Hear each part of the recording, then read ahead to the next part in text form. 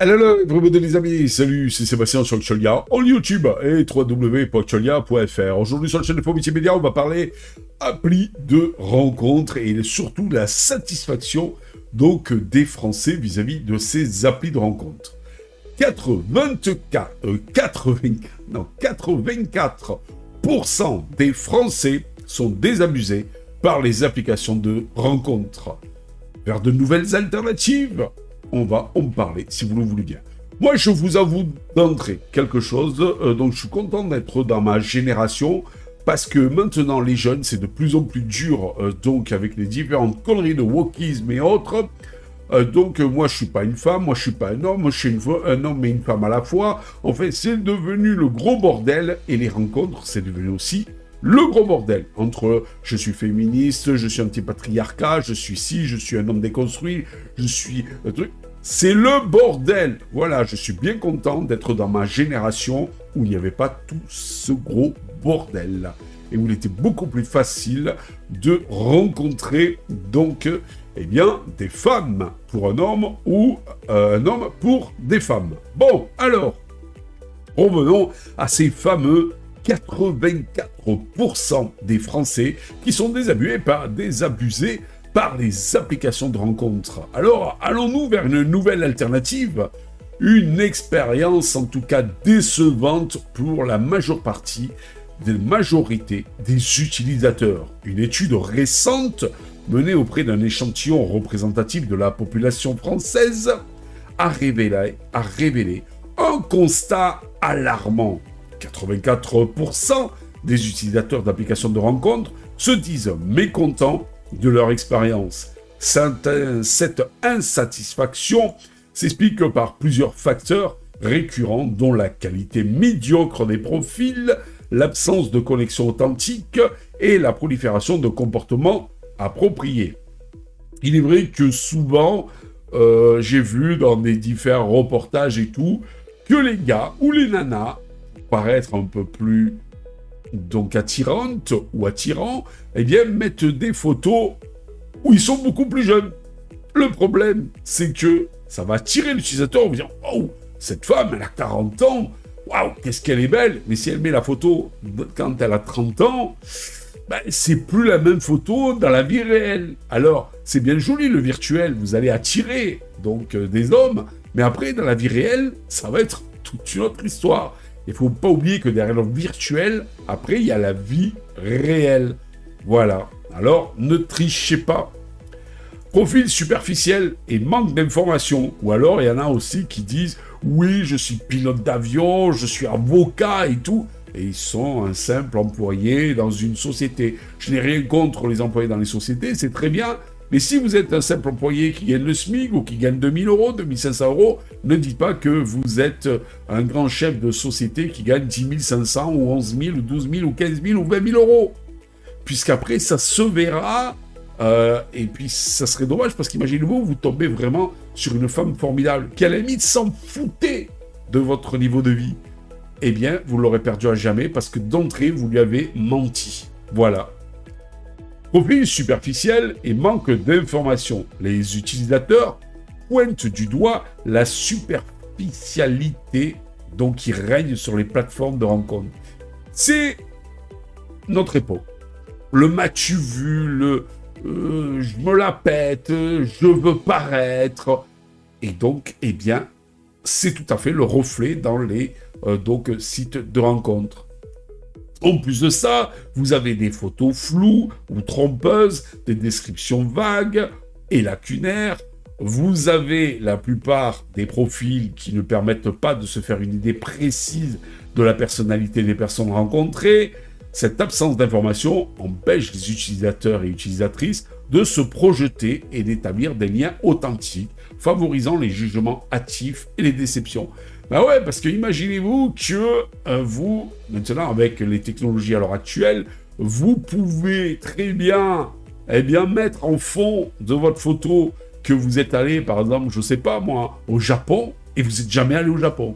Mais pour se la péter, ça fait bien, je vais mettre une photo avec un super paysage du Japon derrière. Vous voyez, par exemple. Alors une personne qui adore voyager s'est dit, cette personne aime bien voyager, mais si vous êtes, et j'ai rien contre, une de ces personnes qui sont bien campagnards et qui qui aiment bien rester à la maison et qui n'ont jamais voyagé de leur vie, ça le fait pas. Voilà. Autant dire, j'aime pas les voyages. Et puis voilà, pour ceux donc en fait qui désirent, donc qui n'aiment pas les voyages et qui désirent rencontrer une personne. Des rencontres superficielles et un manque d'authenticité. L'environnement hyper connecté des applications de rencontres tend à privilégier les rencontres rapides et superficielles. Ouais, le coup d'un soir, quoi. Mais c'est pas comme ça que vous allez rencontrer des gens. Voilà. La logique du swipe ne laisse guère de place à l'apprentissage mutuel et à la construction des relations durables. Voilà, le problème, c'est que c'est ça. Moi, mon père me disait, donc à mon époque, ou quand j'étais jeune et que j'allais m'amuser donc à sortir avec plusieurs nanas par même temps, bien entendu, mais bon, j'étais pas très stable, c'était normal, j'étais jeune, j'avais envie de m'amuser et tout ça. Et mon père me disait, vous avez vu, on vit dans une époque formidable, mais pas tant que ça.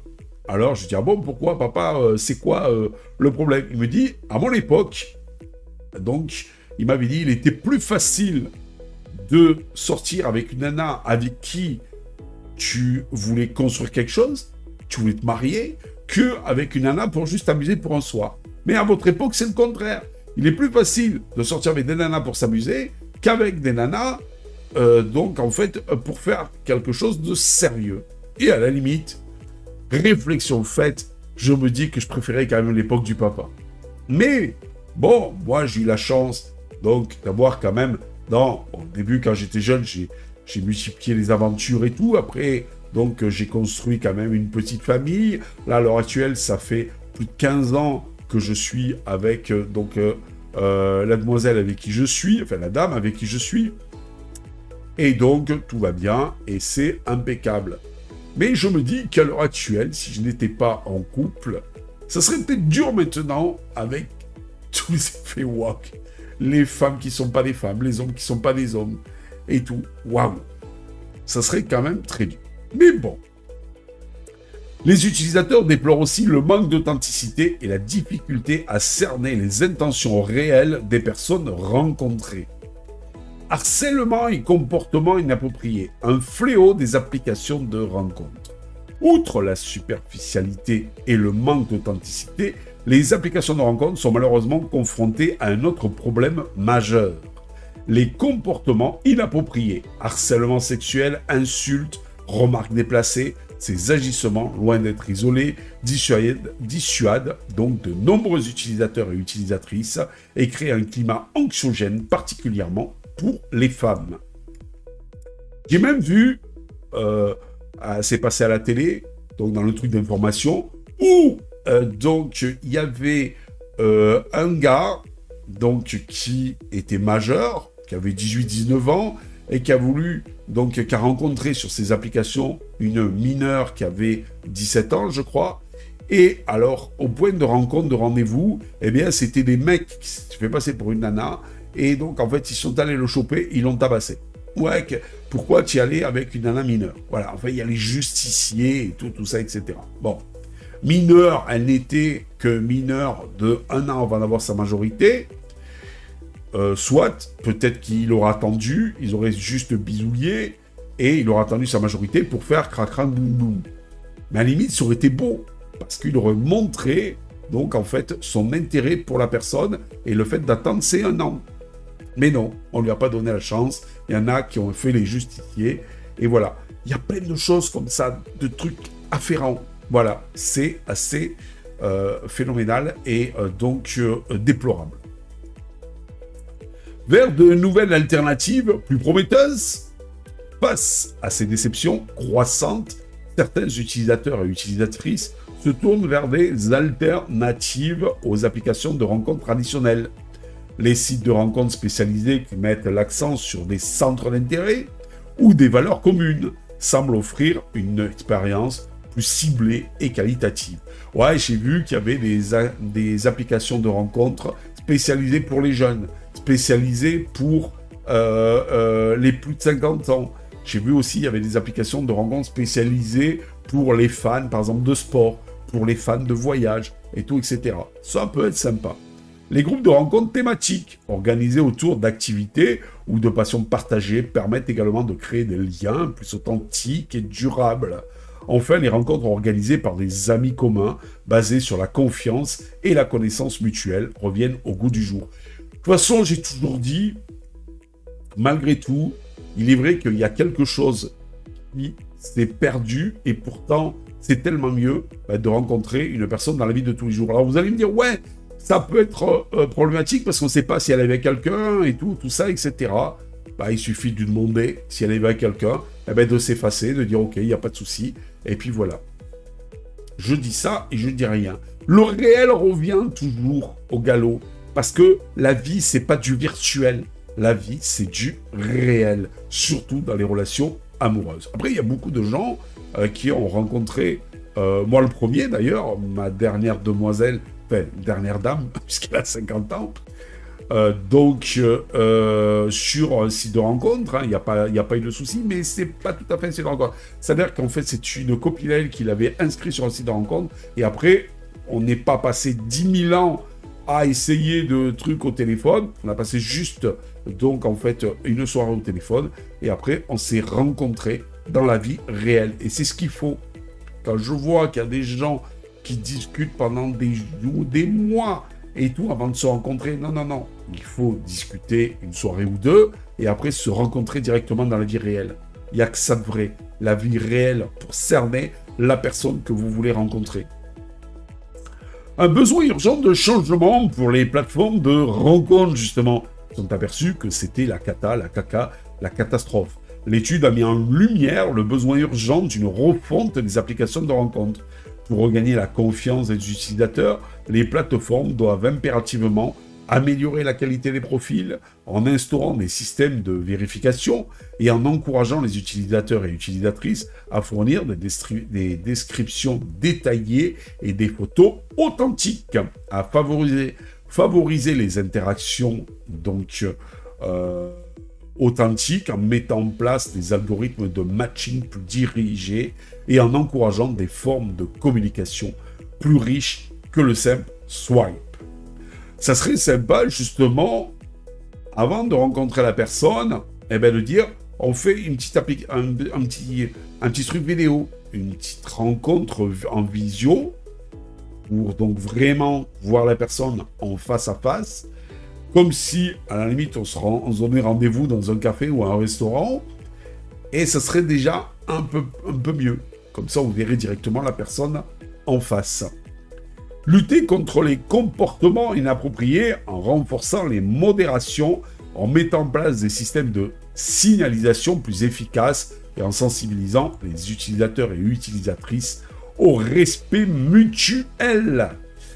Seules des actions concrètes et ambitieuses permettront aux applications de rencontres de se défaire de leur image négative et de répondre aux attentes légitimes des utilisateurs et utilisatrices, donc en fait en quête de relations authentiques et respectueuses.